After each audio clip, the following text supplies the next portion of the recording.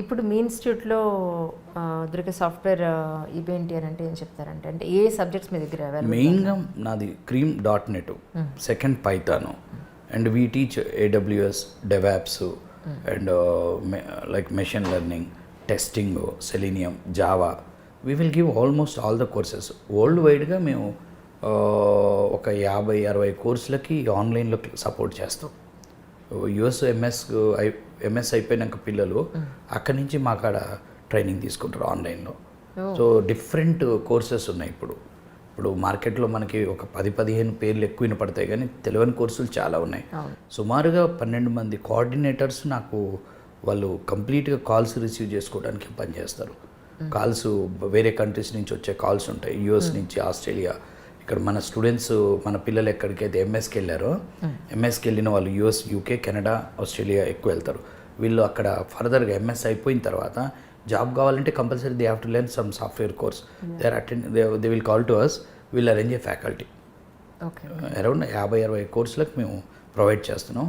మెయిన్గా ఇక్కడ అమీర్పేటలో మేము ఇప్పుడు job guarantee program show run చేసేది వరకు .NETకి, పైథాన్కి. .NET, Python, Java, testing. ఇందులో క్రీమ్ అయితే నా సబ్జెక్టు .NET. ఇప్పుడు జనరల్గా సాఫ్ట్వేర్ కోర్సులు అన్నప్పుడు బీటెక్ కంప్యూటర్ సైన్స్, ఎంసీఏ వాళ్ళే ఈ కోర్స్ చేయాలి, ఈ జాబ్కి వెళ్ళాలి అనేది మనం అనుకుంటారు అందరూ. ఇప్పుడు మామూలుగా మాకు కొంతమంది స్టూడెంట్స్ని మా టీం కూడా కాల్స్ చేసినప్పుడు మేము ఈసీఈ కదా, మేము త్రిబుల్ ఈ, మేము సివిల్ ఇంజనీరింగ్ చదివాము, మేము ఐటీకి రావచ్చా అని అడుగుతారు. యాక్చువల్గా విషయం ఏంటంటే సాఫ్ట్వేరు జాబ్కి కంపెనీస్ బీటెక్ ఉండాలి, ఎంసీఏ ఉండాలని వెరీ రేర్. ఏ డిగ్రీ చదివిన పిల్లలైనా, ఎనీ డిగ్రీ స్టూడెంట్, బీఏ కావచ్చు, బీకామ్ కావచ్చు, ఫార్మసీ, ఏ డిగ్రీ చదివిన వాళ్ళైనా కానీ సాఫ్ట్వేర్ కోర్సులు నేర్చుకొని సాఫ్ట్వేర్ జాబ్లోకి వెళ్ళొచ్చు. ఇప్పుడు మా కాడ జరుగుతున్న బ్యాచ్లో, ఇప్పుడు ప్రజెంట్ బ్యాచ్లో బీజెడ్సీ స్టూడెంట్స్ 2 ఉన్నారు. చాలామంది బీజెడ్సీ స్టూడెంట్స్ నేను ప్లేస్ చేశాను. ఇప్పుడున్న ప్రజెంట్ బ్యాచ్లో మీకు సినారియో చెప్తున్నా. బీజెడ్సీ స్టూడెంట్స్ 2 ఉన్నారు. ఏజీబీసీ స్టూడెంట్ ఒక అమ్మాయి ఉంది, ఫార్మసీ ఒక అమ్మాయి ఉంది, BDS bachelor of dental science ఆమె క్లాసెస్ తీసుకుంటుంది. ఇప్పుడు ఇక్కడ మనకి అర్థం చేసుకోవాల్సింది ఏంటంటే అసలు ఇంజనీరింగ్, ఎంసీఏ కంపల్సరీ ఉండాలా సాఫ్ట్వేర్ జాబ్ కంటే అవసరం లేదు. ఒక జనరల్గా majority of the companies, any graduate who are having the particular area skill set, like who are trained in .NET. ఎవరు జావా నేర్చుకున్న వాళ్ళు, .NET నేర్చుకున్న వాళ్ళు ఆ పర్టికులర్ ఏరియాలో స్ట్రాంగ్ ఉంటే చాలు, వాళ్ళకి డిగ్రీ ఉంటే చాలు. అంతేగాని ఇంజనీరింగ్లో కంప్యూటర్స్ ఉండాలనేది ఉంటే ప్రయారిటీ ఉంటుంది, ప్రాధాన్యత ఉంటుంది, లేదని నేను చెప్పట్లే, కానీ అవసరం లేదు. సో దీనికి ఏంటంటే మనం ఆలోచించాల్సింది ఏంటంటే ఏ డిగ్రీ చదివిన వాళ్ళైనా సాఫ్ట్వేర్ జాబ్ పోవచ్చు. ఇక్కడ ఇంకొక బ్యూటీ ఏంటంటే సాఫ్ట్వేర్ జాబ్ కానీ సాఫ్ట్వేర్ ఇండస్ట్రీలో, ఇప్పుడు నేను ఒక ఇంజనీరింగ్ చదివా, నేను ఒక డాక్టర్గా పనిచేయలేను. కరెక్ట్. నన్ను డాక్టర్ ఎవరు తీసుకోరు. నేను మస్తు నాలెడ్జ్తో పోయినా నాకు ఎంబీబీఎస్ డిగ్రీ ఉండాలి. కానీ ఒక ఎంబీబీఎస్ డిగ్రీ అతను మా కాడికి వచ్చి .NET నేర్చుకుంటే సాఫ్ట్వేర్ ఇంజనీర్ అవ్వచ్చు. సో అది మెయిన్. అంటే సాఫ్ట్వేర్ జాబ్ చేయడానికి ఏదైనా ఒక డిగ్రీ ఉండి పర్టికులర్ స్కిల్ సెట్ ఒక 4-5 months నేర్చేసుకుంటే సరిపోద్ది. సో అంటే more job providing industry software industry. ఎవరికి దానికి ఒక పరిమితి, ఇది ఉండాలి, అది ఉండాలి, ఆ పర్టికులర్ ఏరియా నేర్చుకుంటే సరిపోతుంది. కరెక్ట్. అసలు .NET అంటే ఏంటండి? అంటే ఇది నాకు తెలియదు బేసిక్గా, అందుకని నా క్యూరియాసిటీ కొద్దిగా అడుగుతున్నాను. అది మంచి క్వశ్చన్. ఇది అంటే ఇప్పుడు మనకి జావా, .NET ఈ 2 మార్కెట్లో బాగా వినపడుతుంటాయి, మీరు కూడా విని ఉంటారు. పైథాన్ ఒకటి. మైక్రోసాఫ్ట్ కంపెనీది .NET product, Sun Micro System product జావాని సన్ మైక్రో సిస్టమ్ వాళ్ళు 95లో రిలీజ్ చేశారు. .NETని మైక్రోసాఫ్ట్ వాళ్ళు 2002లో మైక్రోసాఫ్ట్ కంపెనీ రిలీజ్ చేసింది. ఈ 2 కూడా ప్లాట్ఫామ్స్, ఒక సాఫ్ట్వేర్ ప్లాట్ఫామ్. అంటే సాఫ్ట్వేర్ ప్లాట్ఫామ్ అంటే దాన్ని ఉపయోగించుకొని ఒక .NET కానీ జావాని ఉపయోగించుకొని మనం ఒక అప్లికేషన్ని డెవలప్ చేయొచ్చు. ఫర్ ఎగ్జాంపుల్ మనకు అర్థం చేసుకోవాలనుకుంటే ఇప్పుడు ఒక బ్యాంకింగ్ ఉంది. బ్యాంకుకు మనం ఇదివరకు వెళ్ళినప్పుడు మన అకౌంట్స్ మొత్తం కూడా రిజిస్టర్లో రాసేవాళ్ళు. ఇప్పుడు ఆ యొక్క బ్యాంకు యొక్క ఆపరేషన్స్ అన్నీ కూడా కంప్యూటరైజ్డ్ చేసి కంప్యూటరైజ్డ్ చేసిందంటే దానికి ఒక సాఫ్ట్వేర్ అప్లికేషన్ని బ్యాంక్ వాళ్ళకి ఒక సాఫ్ట్వేర్ కంపెనీ ఒక విప్రోనో ఇన్ఫోసిసో ఇచ్చింది. ఆ యొక్క అప్లికేషన్ని డెవలప్ చేయాలి అంటే ఒక సాఫ్ట్వేర్ ప్లాట్ఫామ్ కావాలి. అలాంటి సాఫ్ట్వేర్ ప్లాట్ఫామే .NET జావా. వీటితో we can provide the software solutions. ఇప్పుడు మన బ్యాంక్ అప్లికేషన్ కావచ్చు, మన యొక్క రెవెన్యూ డిపార్ట్మెంట్ అప్లికేషన్స్, ఇప్పుడు మొత్తం మనకి ఆల్మోస్ట్ అన్ని గవర్నమెంట్ ఆఫీసులు కూడా కంప్యూటరైజ్డ్ అయినాయి. అంటే ఆ కంప్యూటరైజ్డ్ అంటే ఆ కంప్యూటర్లో ఏముంది, ఒక సాఫ్ట్వేర్ ఉంది. ఆ సాఫ్ట్వేర్ మనకు అనుకూలంగా డెవలప్ చేసింది ఎవరు, ఒక సాఫ్ట్వేర్ ఇంజనీరు. ఆ డెవలప్ చేయాలంటే ఆయన ఎలా పుట్టించాడు అంటే దానికి ఒక సాఫ్ట్వేర్ ప్రోడక్ట్ ఉంటుంది, దాని నుంచి దాన్ని డెవలప్ చేసుకుంటాం. ఇప్పుడు మనం చపాతీ చేయడానికి ఏం కావాలి, గోధుమ పిండి కావాలి. సేమ్ ఇప్పుడు ఆ గోధుమ పిండి అనేది మనం అనుకోవచ్చు.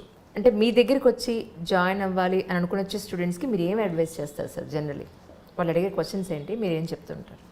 అంటే నాకు ఇక్కడ నేను ఒక మాట చెప్పాలనుకుంటున్నాను ఏంటంటే, సార్ ఇప్పుడు అసలు చాలామందికి సాఫ్ట్వేర్ ఎంప్లాయ్మెంట్, సాఫ్ట్వేర్ కోర్సుల మీద అవగాహన లేదు. ఇంజనీరింగ్లు చదువుతున్నారు, బీటెక్ చదివిన తర్వాత వాళ్ళు హోమ్ టౌన్లో ఉంటారు కొద్ది రోజులు, జాబులు లేవు అని తర్వాత గవర్నమెంట్ జాబ్స్కి ప్రిపేర్ అవుతున్నారు. కొంతమంది బ్యాంక్ కోచింగ్స్కి వెళ్తారు. అసలు ఒక government job versus software job అని మనం ఆలోచిస్తే 4-5 సంవత్సరాలకు ఒకసారి గవర్నమెంట్ జాబ్ నోటిఫికేషన్స్ పడతాయి. ఎందుకంటే అక్కడ ఖాళీలను బట్టి నోటిఫికేషన్స్ ఇస్తారు. ఒక 50-60 వేల జాబులు ఉంటే దానికి కొన్ని లక్షలు, 10 నుంచి 20 లక్షల మంది అప్లై చేస్తారు. ఈ కొద్ది మందికి జాబులు వస్తే మిగిలిన వాళ్ళంతా మళ్ళీ ఇంకో నోటిఫికేషన్ కోసం వెయిట్ చేస్తారు. అలా చూసుకున్నప్పుడు గవర్నమెంట్ జాబ్స్ కోసం మనం అంటే తక్కువ ఉద్యోగాలు, ఎక్కువ మంది కాంపిటేట్ అవుతారు. అదే సాఫ్ట్వేర్ వైపు వస్తే మనకి ఎక్కువ ఉద్యోగాలు, తక్కువ మంది. ఇప్పుడు బీటెక్ చదువుతున్న వాళ్ళంతా సాఫ్ట్వేర్ వైపు రావట్లే. చాలామందికి ఎనాలిసిస్ తెలియదు. నా అంచనా ప్రకారం 20-30% పీపుల్ ఐటీ వైపు వస్తున్నారు, 60-70% పీపుల్ గవర్నమెంట్ జాబ్స్ అని, బ్యాంకింగ్ జాబ్స్ అని పోతున్నారు. సో ఇక్కడ నేను చెప్పేది ఏంటంటే గ్రాడ్యుయేట్స్కి సాఫ్ట్వేర్ జాబులు ఎక్కువ, విపరీతమైన ఉద్యోగాలు ఉన్నాయి. ఇప్పుడు వరల్డ్ వైడ్గా ఐటీ ట్రైనింగ్ హబ్ అమీర్పేట అయితే ఐటీ జాబ్స్ హబ్ ఇండియాలో ఫస్ట్ బెంగళూరు, సెకండ్ హైదరాబాద్. ఇన్ని జాబ్స్ ఉన్నప్పుడు ఎక్కువ జాబ్స్ ఉన్నాయి కాబట్టి best to go for software industry. Government జాబ్స్కి వెళ్ళాలి అనుకున్న వాళ్ళు సుమారుగా ఒక 4-5 ఇయర్స్ పీరియడ్ పెట్టుకొని ఓపిక ఉంటే వెళ్ళాలి. దీనికి ఎందుకు చెప్తానంటే, ఈ మధ్య మనకు ఒక స్టూడెంట్ ఉన్నాడు, 2018లో పాస్ అయ్యాడు, 4 సంవత్సరాలు గవర్నమెంట్ జాబ్స్ కోచింగ్ తీసుకున్నాడంట. మా హోమ్ టౌన్ అబ్బాయి. నాకు ఎస్ఐ జాబ్ అని అది జాబ్ రాలేదు. 4 months బ్యాక్ December 1 జాయిన్ అయ్యాడు. 4 months జస్ట్ లాస్ట్ వీక్ అతను ప్లేస్ అయ్యాడు. 3.5 ప్యాకేజ్. 4 years అక్కడ టైం స్పెండ్ చేశాడు, ఇక్కడ 4 months టైం స్పెండ్ చేశాడు. సేమ్ క్యాండిడేట్, అక్కడ గవర్నమెంట్ జాబ్, ఇక్కడ సాఫ్ట్వేర్ జాబ్. సో ఆ విధంగా చూసుకున్నప్పుడు గవర్నమెంట్ జాబుల కంటే సాఫ్ట్వేర్ జాబులు ఎక్కువ, అండ్ దాన్ని రీచ్ అవ్వటం కూడా కొంచెం ఈజీ. మన చేతిలో పని కదా ఇది. బ్యాంకింగ్ జాబ్స్ కూడా వెళ్తున్నారు చాలామంది. అసలు బీటెక్ చదివిన పిల్లలు బ్యాంక్ జాబ్లోకి వెళ్ళటం ఏంటి?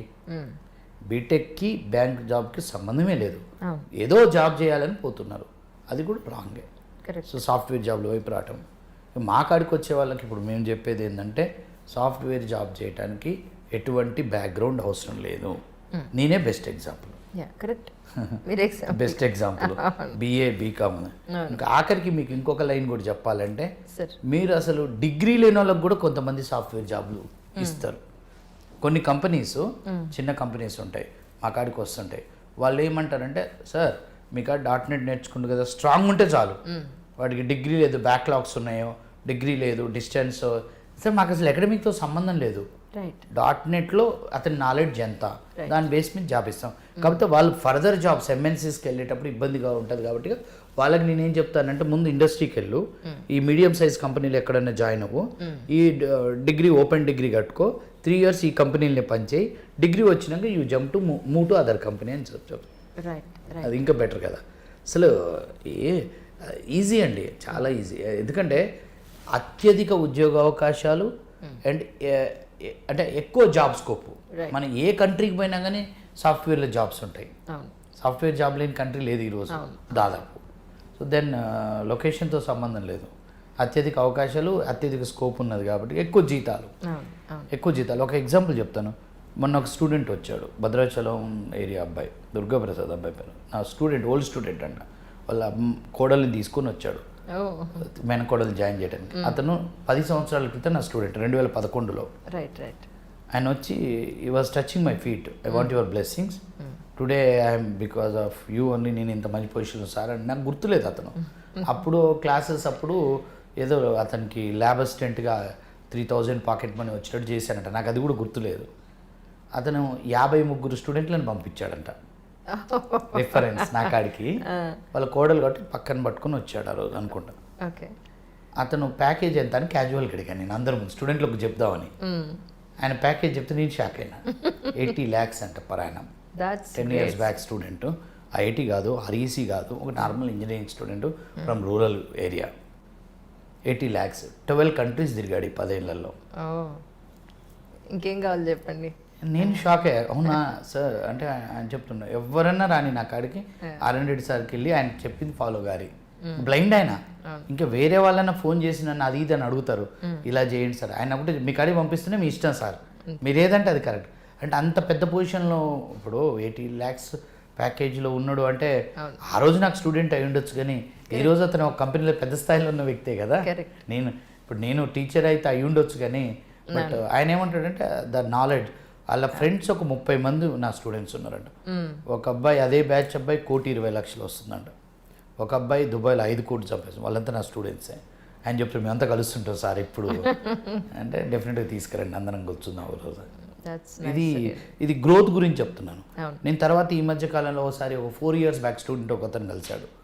40 lakhs వెల్స్ ఫర్గోలో 40 lakhs వస్తున్నాయంట. అంటే 2016 బ్యాచ్, 16-17 అంటే 4-5 years 40 లక్షల జీతం. మనకి ఏ ఇండస్ట్రీలో 4-5 ఏళ్ళు పనిచేసినాక ఇంత శాలరీలు ఉండవు. నేను 2-3 years బ్యాక్ స్టూడెంట్లను ఎవరిని పలకరించినా 15 to 20 lakhs ప్యాకేజీలు చెప్తున్నారు. వాళ్ళందరూ 8-10 వేలతో స్టార్ట్ అయిన వాళ్ళే నెలకి. Growth, highest growth industry IT industry. అది ఐటీ ఇండస్ట్రీకి ఉన్న గొప్పతనం అంతే. దాన్ని మనం అది మన అదృష్టంగా మనం ఉపయోగించుకోవాలంతే. Hi, this is Isha Chavla. This is Manara Chopra. Hi, this is Kartikeya. నేను డైరెక్టర్ తేజ అని. Press the bell icon for more updates. For more such videos, please subscribe to iDream. For more videos, please subscribe to iDreams. For more videos, please subscribe to iDream. And you're watching iDream Media. Please like, share and subscribe to the channel. And don't forget to subscribe to iDream. Please subscribe iDream Media. Do subscribe to iDream. Subscribe to iDream Media. Do subscribe to iDream Media. Don't forget to subscribe. Click on the button below. Don't forget to subscribe to iDream.